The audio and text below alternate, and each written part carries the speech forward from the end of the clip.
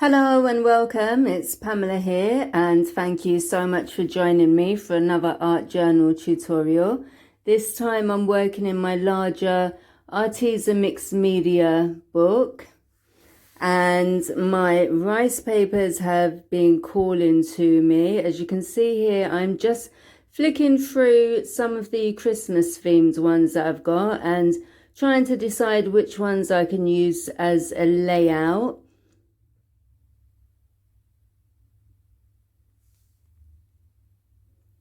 So I really like that deer as a focal point from the Pink Christmas collection from Stamperia, and I'm also deciding to use the Christmas tree that you can see I'm just tearing out of the rice paper now. I really want to use as much of that paper as I can, so I'm just trying to keep the frame. The rice papers are just slightly smaller than these page sizes, which are pretty big. They are an A4 size, which would be just slightly bigger than a US letter size, and the rice papers are just slightly smaller. So I used the thin brush just dipped in water and run that along where I wanted to tear, which made it a lot easier. Using rice paper in my journals is a real favourite of mine, so if you've seen any of my videos before, I'm sure you've heard me say it's best to tear the paper rather than cut with scissors so that you don't have any harsh edges. Once I had all my pieces ripped out, I kind of laid them down into where I'd like them to be, and I then took them up so I could get to the underneath layers, and I'm just adhering that to the journal with clear gesso. I find that works really well for me with the rice papers. I don't really get any lumps or bumps in the rice papers, and as you can see, I'm using quite a large flat brush and I'm pushing it quite hard into the rice paper just to make sure I'm not getting any air bubbles or creases. And the rice paper is quite strong. I found it to be a lot stronger than napkins or tissue papers, so it is quite robust. So don't be afraid if you are going to use it. Don't be afraid to be slightly heavy-handed, just if you'd like to try and get all of the air bubbles and creases out, which if you do get a couple, don't worry, it all adds to the texture. But personally, I do like my rice papers or any collage images to be quite flat on the page. This took me maybe, around 20 minutes, so I have edited a lot out. I just wanted to show you how quite liberally I use the gesso and apply the pieces, and I also wanted to show you how I've applied the reindeer on top so you can layer up your rice papers.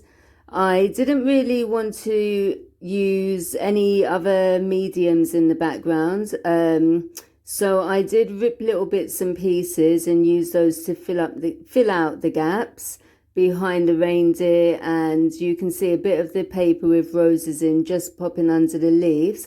But I'm going to show you now how I completely blended those out. I'm using white gesso, but I don't want a really stark white on my page, so I've mixed in a bit of linen coloured impasto paints.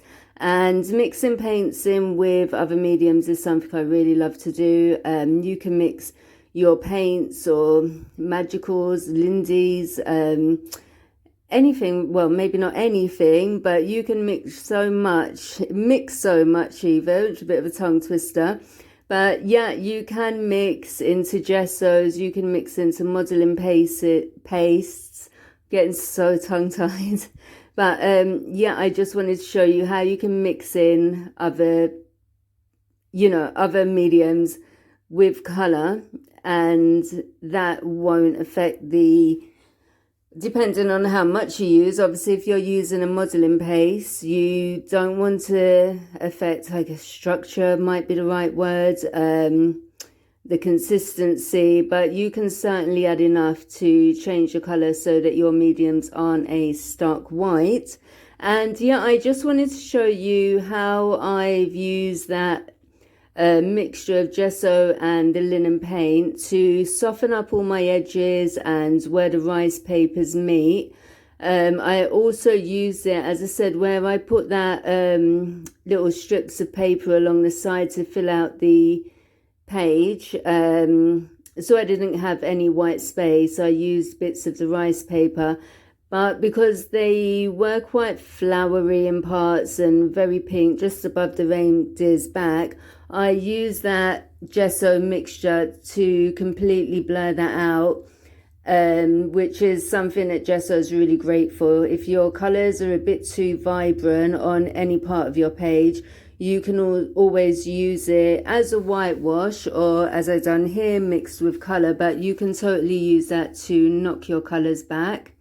And lastly, although we've gone past that part now, I just wanted to show you how I applied a really small amount of that same mix all around the reindeer, and that's kind of given him a bit of a halo, but it's really made him stand off the page, which is the effect that I wanted.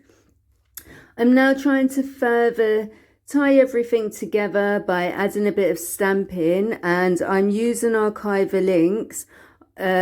These will mean that, you know, they're permanent, so if you decide to add any other mediums on top of them, they won't budge and they will stay true. So they are the perfect ink for using in a mixed media project. The first piece of stamping that you saw me do was in the archival ink in Fern Green, and I added a few musical notes from a stamp by Stamperia.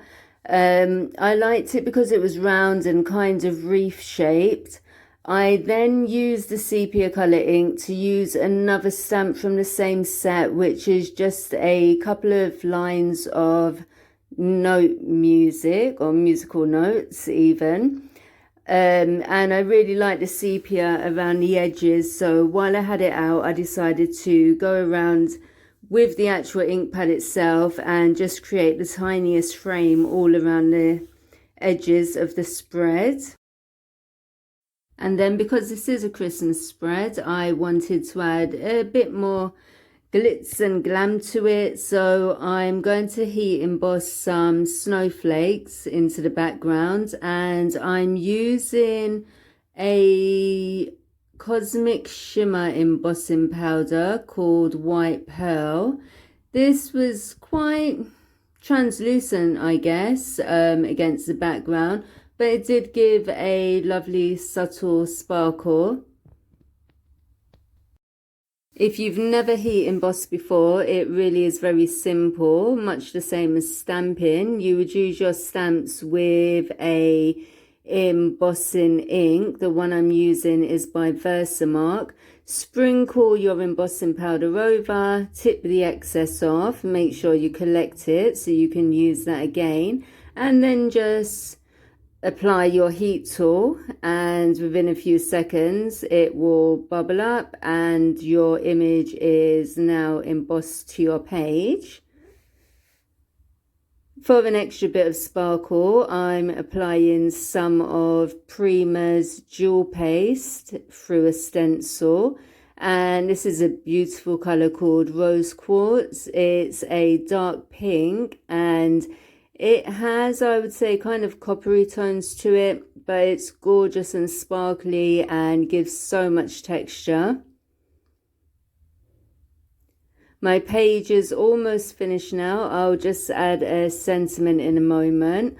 I really love the way it turns out. I love pink and I love the kind of vintagey feel that it's got. I hope you like the page too. If you do, please give this video a thumbs up.